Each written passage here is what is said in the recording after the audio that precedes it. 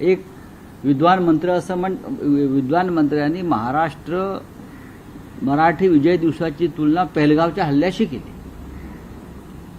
राज्याच्या सांस्कृतिक मंत्रिपदावर बसलेल्या व्यक्तींना अशा प्रकारची विधानं करू नयेत।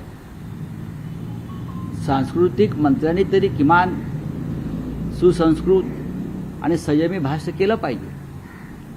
पहलगाव हल्ल्याच्या अतिरेक्याशी तुलना करणं, मराठी भाषेसाठी आंदोलन करणाऱ्या कार्यकर्त्यांसंदर्भात असं विधान करणं, त्यांना अतिरेकी ठरवणं,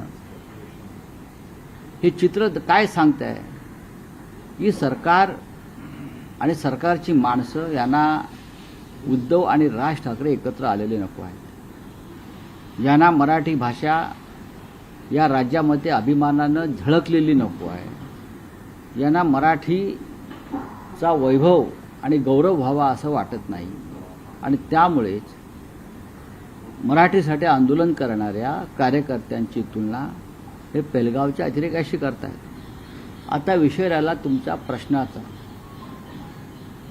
की राजकीय निर्णय कधी होईल? होईल ना, मला पूर्ण खात्री आहे, आम्हाला सगळ्यांना खात्री आहे की या संदर्भातला राजकीय निर्णय सुद्धा होईल। नाही, पण जी काही